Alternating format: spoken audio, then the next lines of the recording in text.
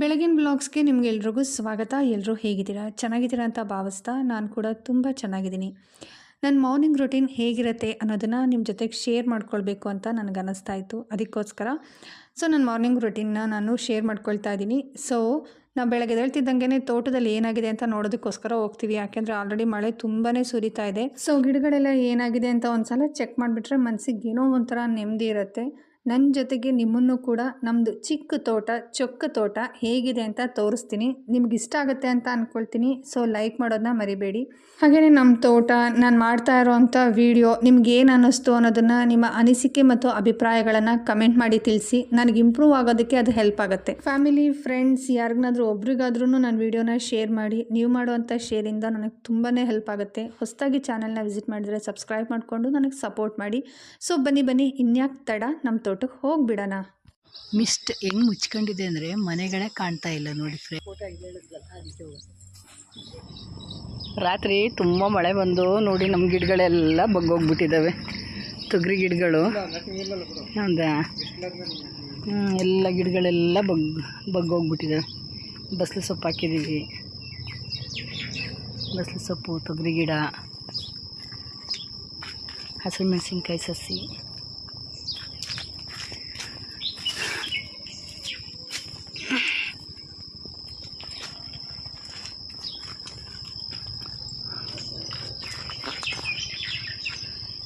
ಸಬ್ಬಸಿಗೆ ಸೊಪ್ಪು. ನೆನ್ನೆ ತುಂಬ ಮಳೆ ಬಂತಲ್ಲ, ಎಲ್ಲ ಸೊಪ್ಪು ಎಲ್ಲ ಮಲಿಕೋಗ್ಬಿಟ್ಟಿದೆ. ಇದು ಪಪ್ಪಾಯಿ ಗಿಡ,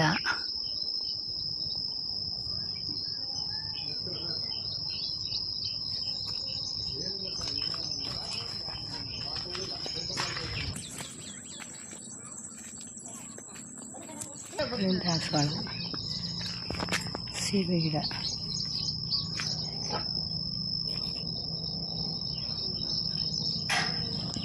ಶಾವಂತಿಗೆ, ಏನೇನೋ ಹಾಕಿದ್ದೀವಿ.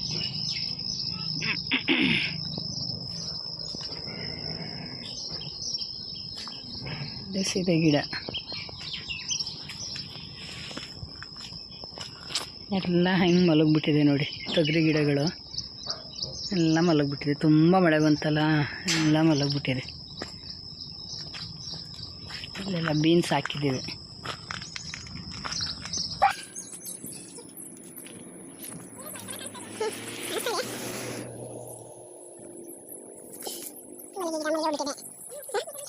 ಮಲ್ಲಿಗೆ ಹೂ ಬಿಟ್ಟಿದೆ ನೋಡಿ, ಕಿತ್ಕೊತಾ ಇದ್ದೀನಿ.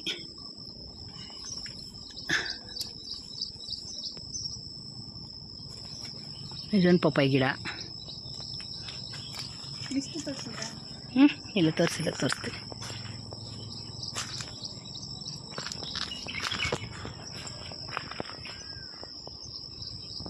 ಎಷ್ಟು ಚೆನ್ನಾಗಿ ಇದು ಮುಚ್ಕೊಂಡಿದೆ ನೋಡಿ, ಮೋಡ ಮಿಸ್ಟ್.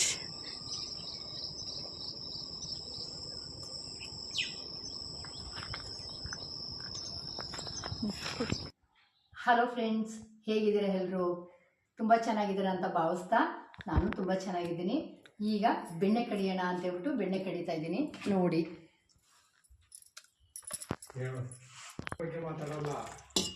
ಒಂದು ಸ್ವಲ್ಪ ನೀರು ಹಾಕಿ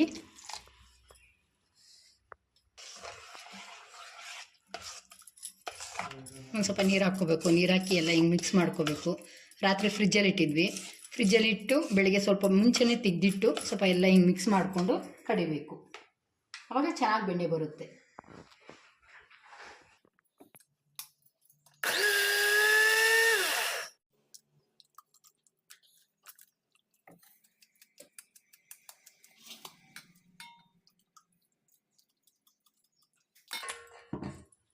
ಎರಡು ನಿಮಿಷ 3 ನಿಮಿಷ ಕಡಿದ್ರೆ ಸಾಕು. 2 ನಿಮಿಷ 3 ನಿಮಿಷ ಕಡಿದ್ರೆ ಸಾಕು, ಬೆಣ್ಣೆ ಬಂದ್ಬಿಡುತ್ತೆ. ನೋಡಿ ಎಷ್ಟು ಚೆನ್ನಾಗಿ ಬರ್ತಾ ಇದೆ ಬೆಣ್ಣೆ ಅಂತ. ತುಂಬ ಹೊತ್ತು ಕಡಿಬಿಡಿ, 2 ನಿಮಿಷ ಸಾಕು.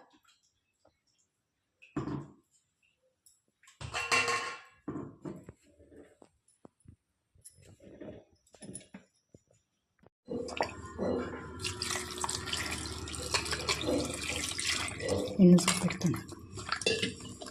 ಎಣ್ಣೆ ಎಲ್ಲ ಕಡ್ದಾಯಿತು. ಒಂದು ವಾರದ್ದು ಇದಕ್ಕೇ ಕಡ್ದಾಯಿತು ನೋಡಿ. ನೀವು ಒಂದು 2-3 ಸತಿ ಚೆನ್ನಾಗಿ ತೊಳೆದು ಕಾಯಿಸ್ಬೇಕು. ಇಲ್ಲಾಂದರೆ ಹುಳಿ ಹುಳಿ ಥರ ಬರುತ್ತೆ, ಒಂಥರ ಸ್ಮೆಲ್ ಬರುತ್ತೆ. ಆ ಸ್ಮೆಲ್ಲೆಲ್ಲ ಹೋಗಬೇಕು ಅಂದರೆ ಒಂದು 2-3 ಸಲ ಹಿಂಗೆ ತೊಳೆದು ಚೆನ್ನಾಗಿ ಬೆಣ್ಣೆನ ನೋಡಿ ಇಷ್ಟು ಚೆನ್ನಾಗಿ ಬೆಣ್ಣೆ ಬಂದಿದೆ ಒಂದು ವಾರಕ್ಕೆ. ಸ್ವಲ್ಪ ಹುಳಿ ಹುಳಿ ಇರುತ್ತಲ್ಲ, ಆ ನೀರೆಲ್ಲ ಹೋಗ್ಬಿಟ್ಟಿದೆ. ಈಗ ಫ್ರೆಶ್ಶಾಗಿ ಬೆಣ್ಣೆ ಬಂದಿದೆ. ಇದನ್ನು ಕಾಯಿಸ್ಬೋದು, ತುಪ್ಪ ಮಾಡ್ಬೋದು. ಬೆಣ್ಣೆ ಏನೇನು ಬೇಕು ನಮ್ಗೆ ಅದೆಲ್ಲ ಮಾಡ್ಬೋದು. ಬೆಣ್ಣೆ ದೋಸೆ ಈಗ ಇದೆಲ್ಲ ಹುಳಿ ಹುಳಿ ವಾಸನೆ ಎಲ್ಲ ಹೋಗ್ಬಿಟ್ಟಿದೆ. ಹಿಂಗೆ ತೊಳೆದೇ ಬೆಣ್ಣೆನೇ ಕಾಯಿಸ್ಬೇಕು, ಹಂಗೆ ಕಾಯಿಸ್ಬಾರ್ದು. ಕಡ್ದಿದ್ದನ್ನು ಹಂಗೆ ಕಾಯಿಸ್ಬಾರ್ದು.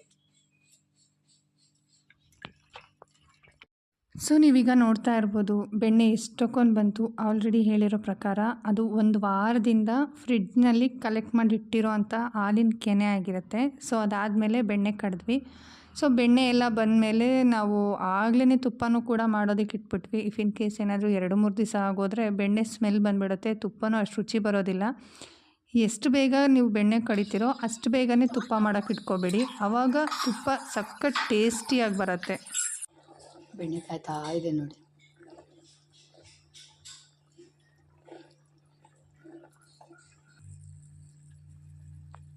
ನೋಡಿ ಉಕ್ಕು ಬಿಡುತ್ತೆ. ಉರಿನ ಮೀಡಿಯಮ್ ಮಾಡಿಕೊಂಡು ಕಾಯಿಸ್ತಾ ಇರಬೇಕು.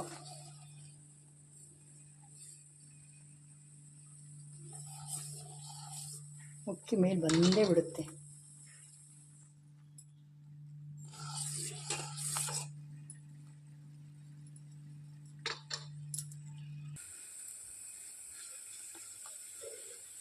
ಆಗ್ತಾ ಇದೆ, ಬೆಣ್ಣೆ ಬರ್ತಾ ಇದೆ.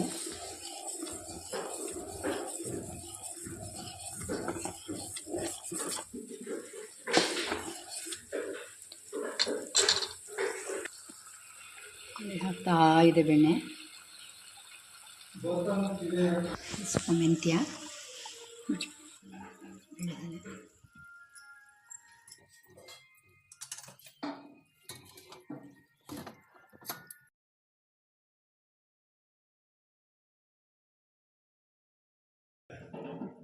ಸ್ವಲ್ಪ ಅರಿಶಿನ ಪುಡಿ,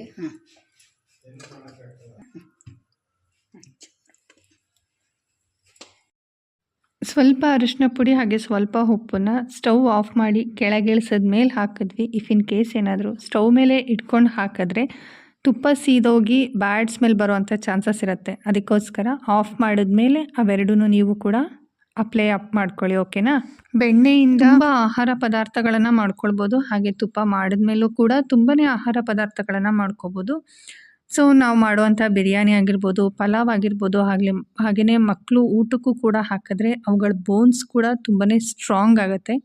ಸೊ ನಾನಿವಾಗ ಹಬ್ಬಕ್ಕೋಸ್ಕರ ಚಕ್ಲಿ ಹೇಗೆ ಮಾಡೋದು ಅಂತ ಇದೇ ವಿಡಿಯೋದಲ್ಲಿ ಕಂಟಿನ್ಯೂ ಮಾಡ್ತಾ ಇದ್ದೀನಿ. ಬನ್ನಿ ಅದನ್ನು ಕೂಡ ನೋಡ್ಕೊಂಡು ಬರೋಣ.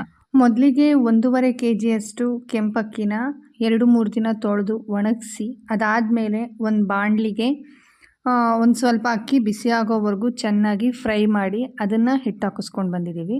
ಸೊ 1.5 kg ಕೆಂಪಕ್ಕಿಗೆ ಅರ್ಧ kg ಹುರ್ಗಡ್ಲೆ, ಹಾಗೆಯೇ 20 ಒಣಮೆಣಸಿನ್ಕಾಯಿ, ಇದಿಷ್ಟನ್ನು ಕೂಡ ಸಣ್ಣದಾಗಿ ಹಿಟ್ಟು ಮಿಲ್ ಮಾಡಿಸಿ ತೊಗೊಂಡು ಬಂದಿದ್ದೀವಿ. ಸೊ ಅದಾದಮೇಲೆ ಇನ್ನೊಂದು ಸಲ ಯಾವುದಕ್ಕೂ ಇರಲಿ ಅಂತ ಅಕ್ಕಿ ಪಕ್ಕಿ ಅಂಥದ್ದು ಉಳಿದಿರುತ್ತೆ ಅಂತ ಜರಡಿ ಹಿಡ್ಕೊಳ್ತಾ ಇದ್ದೀವಿ. ಸೊ ಅಕ್ಕಿನ ಮಿಲ್ಲಿಗೆ ಹಾಕಿಸುವಾಗ ಜಾಸ್ತಿ ಕಡಲೆ ಇರಲಿಲ್ಲ, ಅದಕ್ಕೋಸ್ಕರ ಇವಾಗ ಎಕ್ಸ್ಟ್ರಾ ಇನ್ನೊಂದು ಸಲ ಕಡಲೆನ ರುಬ್ಬಿ ನಾನು ಹಿಟ್ಟಿನ ಜೊತೆಗೆ ಮಿಕ್ಸ್ ಮಾಡ್ಕೊಳ್ತಾ ಇದ್ದೀನಿ. ನೀವೇನು ಆ ರೀತಿ ಮಾಡೋ ಅವಶ್ಯಕತೆ ಇಲ್ಲ.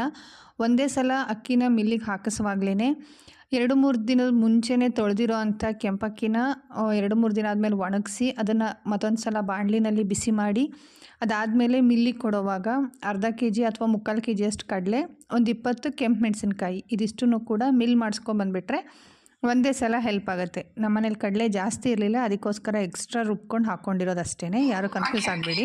ಸೊ ಅದಾದಮೇಲೆ ಬೆಳಗ್ಗೆ ತಾನೇ ಏನು ನಾವು ತುಪ್ಪ ಮಾಡ್ಕೊಂಡಿದ್ವೋ ಆ ತುಪ್ಪನ ಮತ್ತೊಂದು ಸಲ ಬಿಸಿಗಿಡ್ತಾ ಇದ್ದೀನಿ. ಫ್ರೆಶ್ ತುಪ್ಪ, ಸಖತ್ತು ಚಕ್ಲಿ ಟೇಸ್ಟಿಯಾಗಿರುತ್ತೆ, ಓಕೆನಾ.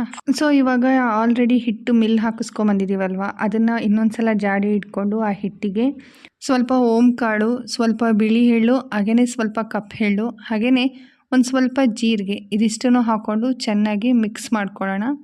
ಸೊ ಅದಾದಮೇಲೆ ಈಗ ಆಲ್ರೆಡಿ ನಾವು ತುಪ್ಪನ ಬಿಸಿ ಮಾಡೋದಕ್ಕೋಸ್ಕರ ಇಟ್ಟಿದ್ದೀವಿ. ಅದು ತುಪ್ಪ ಸ್ವಲ್ಪ ಕೊತ ಕೊತ ಅಂತ ಕುದೀತಾ ಇದ್ದಂಗೆ ಅದನ್ನು ಕೂಡ ಹಿಟ್ಟಿಗೆ ಹಾಕ್ಕೊಳ್ಳೋಣ. ಅದಾದಮೇಲೆ ಕಾಯಿಸಿ ಉಗುರು ಬೆಚ್ಚಗಿರೋ ಅಂಥ ನೀರನ್ನು ಹಾಕ್ಕೊಂಡು ಹಿಟ್ಟನ್ನು ಚೆನ್ನಾಗಿ ಕಲಿಸ್ಕೊಳ್ಳೋಣ. ಹಿಟ್ಟನ್ನು ಎಷ್ಟು ಚೆನ್ನಾಗಿ ಮಿದ್ಕೊಳ್ತೀವೋ ಚಕ್ಲಿನೂ ಕೂಡ ಅಷ್ಟೇ ಸಾಫ್ಟಾಗಿ ಬರುತ್ತೆ. ಸೊ ಅದೊಂದು ನೆನ್ಪಿಟ್ಕೊಳ್ಳಿ. ಹಾಗೆಯೇ ರುಚಿಗೆ ತಕ್ಕಷ್ಟು ಉಪ್ಪು ಇದಿಷ್ಟನ್ನು ಹಾಕ್ಕೊಂಡು ಚೆನ್ನಾಗಿ ಕಲಿಸ್ಕೊಳ್ಳೋಣ. ಸೊ ಕಾಯಿಸಿ ಆರಿಸಿರೋ ಅಂಥ ನೀರು ಹಿಟ್ಟಿಗೆ ಎಷ್ಟೆಷ್ಟು ಬೇಕು ಅಂತ ನೋಡಿಕೊಂಡು ಅಷ್ಟಷ್ಟನ್ನೇ ಮಿಕ್ಸ್ ಮಾಡ್ಕೊಳ್ತಾ ಬನ್ನಿ. ಇಫ್ ಇನ್ ಕೇಸ್ ಏನಾದರೂ ಜಾಸ್ತಿ ನೀರಾಗೋದ್ರೆ ಚಕ್ಲಿ ಒಂಥರ ಮುದ್ದೆ ಮುದ್ದೆ ಆದಂಗೆ ಆಗಿಬಿಡುತ್ತೆ. ಅದಕ್ಕೋಸ್ಕರ ಎಷ್ಟು ಮೆಜರ್ಮೆಂಟ್ ಬೇಕು ಅಂತ ನೋಡಿಕೊಂಡು ನೀರನ್ನ ಆ್ಯಡ್ ಮಾಡಿಕೊಂಡು ಗಟ್ಟಿ ಕಲಿಸ್ತಾ ಬನ್ನಿ. ಸೊ ನೀಟಾಗೆಲ್ಲ ಕಲಸಿದ್ದು ಮುಗಿದ್ಮೇಲೆ ನಮಗೆ ಎಷ್ಟು ಬೇಕೋ ಅಷ್ಟು ಮಾತ್ರ ಹಿಟ್ಟಿಟ್ಕೊಂಡು ಮಿಕ್ಕಿದ್ದೆಲ್ಲದನ್ನು ಕೂಡ ನೀಟಾಗಿ ಒಂದು ಬಾಣಲಿಗೆ ಇಟ್ಬಿಟ್ಟು ಪ್ಲೇಟ್ನ ಮುಚ್ಚಿಟ್ಬಿಡಿ. ಆ ರೀತಿ ಏನಾದ್ರೂ ನೀವು ಇಟ್ಟಿಲ್ಲ ಅಂತಂದರೆ ಹಿಟ್ಟು ಸೇದ್ಕೊಂಡು ತುಂಬಾ ಟೈಟ್ ಆಗಿಬಿಡತ್ತೆ. ನಾವು ಲಾಸ್ಟ್ ಟೈಮ್ ಮಾಡಬೇಕಾದ್ರೆ ಹಿಟ್ಟು ಅದೇ ಥರ ಆಗಿತ್ತು. ಹಿಟ್ಟನ್ನು ಕಲಸಿಟ್ಬಿಟ್ಟು ಊಟ ಮಾಡೋಕ್ಕೆ ಹೊರಟೋಗ್ಬಿಟ್ಟಿದ್ವಿ. ಅದು ಫುಲ್ ಸೇದ್ಕೊಂಡು ಈ ಚಕ್ಲಿ ಮಾಡೋದಕ್ಕೆ ಸಖತ್ ಕಷ್ಟ ಆಯಿತು. ಸೊ ಅವಾಗಿಂದ ನಾವೇನು ಮಾಡ್ತೀವಿ ಅಂತಂದರೆ ಹಿಟ್ಟನ್ನು ಆ ಥರ ಕಲಸಿಟ್ಬಿಟ್ಟು ಬೇರೆ ಏನು ಕೆಲಸಕ್ಕೂ ಹೋಗಲ್ಲ, ಎಲ್ಲ ಕೆಲಸನೂ ಮುಗಿಸ್ಕೊಂಡು ಬಂದು ಚಕ್ಲಿ ಮಾಡೋಕೆ ಕೂತ್ಕೊಳ್ತೀವಿ. ಸೊ ಇವಾಗ ಹಿಟ್ಟನ್ನು ನೀಟಾಗಿ ಒಂದು ಬಾಣಲೆ ಒಳಗಡೆ ಸೇಫಾಗಿ ಇಟ್ಟು ಎಷ್ಟು ಬೇಕೋ ಅಷ್ಟು ಮಾತ್ರ ಹಿಟ್ಟು ತೊಗೊಂಡು ಚಕ್ಲಿ ಹೊರಳಿಗೆ ಹಾಕ್ಕೊಂಡು ರೌಂಡಿಗೆ ಬರೋ ಥರ ಪ್ರೆಸ್ ಮಾಡಿದ್ರೆ ಗರಿಗರಿಯಾದ ಬಿಸಿ ಬಿಸಿಯಾದ ಬಾಯಿಗಿಟ್ರೆ ಕರ್ಗೋಗುವಂಥ ಕ್ರಿಸ್ಪಿಯಾದ ಚಕ್ಲಿ ರೆಡಿ ಆಗೋಗುತ್ತೆ. ಸೊ ರೆಡಿ ಆಗಬೇಕು ಅಂತಂದರೆ ಬರೀ ಒತ್ತಿಟ್ಕೊಂಡ್ರೆ ಸಾರಲ್ಲ. ಅದಾದಮೇಲೆ ಒಂದು ಬಾಣಲಿ ತೊಗೊಂಡು ಆ ಬಾಣಲಿಗೆ ಒಂದು ಅರ್ಧದಷ್ಟು ಅಡುಗೆ ಎಣ್ಣೆನ ಹಾಕಿ ಅದು ಹೀಟ್ ಆಗೋವರೆಗೂ ನಾವು ಕೂಲಾಗಿ ವೆಯ್ಟ್ ಮಾಡೋಣ. ಅದು ಹೀಟ್ ಆದಮೇಲೆ ನಾವೀಗ ಆಲ್ರೆಡಿ ಏನು ಪ್ರೆಸ್ ಮಾಡಿ ಇಟ್ಕೊಂಡಿದ್ದೀವೋ ಆ ಚಕ್ಲಿನ ಒಂದೊಂದೇ ಬಾಣಲಿಗೆ ಹಾಕ್ತಾ ಬರೋಣ. ಸೊ ಇಲ್ಲಿ ಇದೊಂದು ಸ್ವಲ್ಪ ಚಿಕ್ಕ ಬಾಣಲಿ ಆಗಿರೋದ್ರಿಂದ ಒಂದು 3ರಿಂದ 4 ಚಕ್ಲಿ ಇಡಿಸುತ್ತೆ ಅಷ್ಟೇ. ಅದಾದಮೇಲೆ ಎರಡೂ ಸೈಡು ಕೂಡ ಸಮ ಪ್ರಮಾಣದಲ್ಲಿ ಚೆನ್ನಾಗಿ ಬೇಯಿಸಿ ತೆಗೆದಿಟ್ರೆ ವಾವ್, ಚಕ್ಲಿ ಅಂತೂ ಸಖತ್ತಾಗಿ ಬರುತ್ತೆ. ಟೈಮ್ ಪಾಸ್ಗಂತೂ ಸೂಪರಾಗಿರುತ್ತೆ. ಸ್ನ್ಯಾಕ್ಸ್ನ ಆಚೆ ಕಡೆಯಿಂದ ತರಿಸ್ಕೊಳ್ಬೇಕು ಅನ್ನೋ ಅವಶ್ಯಕತೆನೇ ಇರಲ್ಲ, ಮನೇಲೇ ಇರುತ್ತೆ, ಎಷ್ಟು ಬೇಕಾದರೂ ತಿನ್ಬೋದು. ನನಗಂತೂ ಹಬ್ಬಗಳು ಬಂದರೆ ಈ ರೀತಿ ಸ್ನ್ಯಾಕ್ಸ್ಗಳನ್ನ ಮಾಡ್ಕೊಂಡು ತಿನ್ನೋಕ್ಕೆ ಸಖತ್ ಇಷ್ಟ ಆಗುತ್ತೆ. ಇವತ್ತಿನ ನನ್ನ ವಿಡಿಯೋ ನಿಮ್ಗೇನು ಅನ್ನಿಸ್ತು ಅನ್ನೋದನ್ನು ಕಮೆಂಟ್ ಮಾಡಿ. ಎಷ್ಟು ಗರಿ ಗರಿ ಆಗಿದೆ, ಎಷ್ಟು ಕ್ರಿಸ್ಪಿ ಆಗಿದೆ ಅಂತಂದರೆ ಸಖತ್ ಟೇಸ್ಟಿಯಾಗಿದೆ. ನನ್ನ ವಿಡಿಯೋಯಿಂದ ಸ್ವಲ್ಪನಾದರೂ ನೀವೇನಾದರೂ ತಿಳ್ಕೊಂಡಿದ್ದೀರಾ ಅಂತ ಅನಿಸಿದ್ರೆ ಅಥವಾ ಎಂಟರ್ಟೈನ್ ಆಗಿದ್ದೀರಾ ಅಂತ ಅನಿಸಿದ್ರೆ ನಿಮ್ಮ ಫ್ಯಾಮಿಲಿ ಅಥವಾ ಫ್ರೆಂಡ್ಸಿಗೆ ಯಾರಿಗನಾದರೂ ಈ ಒಂದು ವಿಡಿಯೋನ ಶೇರ್ ಮಾಡಿ. ಹಾಗೆಯೇ ಹೊಸದಾಗಿ ಚಾನಲ್ನ ವಿಸಿಟ್ ಮಾಡಿದರೆ ಸಬ್ಸ್ಕ್ರೈಬ್ ಮಾಡಿಕೊಂಡು ಸಪೋರ್ಟ್ ಮಾಡಿ. ಇಂಥದ್ದೇ ಹೊಸ ಹೊಸ ವೀಡಿಯೋಗಳ ಜೊತೆಗೆ ಆದಷ್ಟು ಬೇಗ ನಿಮ್ಮ ಮುಂದೆ ಬರ್ತೀನಿ. ಸೊ ನೆಕ್ಸ್ಟು ಬಾಗಿನ ಕೊಡೋಕ್ಕೋಸ್ಕರ ಶಾಪಿಂಗಿಗೆ ಹಾಸನಕ್ಕೆ ಸೀರೆ ತೊಗೊಳಕ್ಕೆ ಹೋಗ್ತಾ ಇದ್ದೀವಿ. ಸೊ ಎಂಥ ಸೀರೆ ತೊಗೊಂಬರ್ತೀನಿ ಅನ್ನೋದನ್ನು ನಿಮ್ಮ ಜೊತೆ ನಾನು ಶೇರ್ ಮಾಡ್ತೀನಿ. ಸೊ ನನ್ನ ಪ್ರತಿಯೊಂದು ಅಪ್ಡೇಟ್ಸ್ ನಿಮಗೆ ಸಿಗಬೇಕು ಅಂತಂದರೆ ನೀವು ಮಾಡಬೇಕಾಗಿರೋದಿಷ್ಟೇ, ಚಾನಲ್ನ ಸಬ್ಸ್ಕ್ರೈಬ್ ಮಾಡಿಕೊಂಡು ಸಪೋರ್ಟ್ ಮಾಡಿ. ನಾನು ನಿಮ್ಮನ್ನು ಆದಷ್ಟು ಬೇಗ ನೆಕ್ಸ್ಟ್ ವಿಡಿಯೋದಲ್ಲಿ ಮೀಟ್ ಮಾಡ್ತೀನಿ. Thank you for watching. Bye.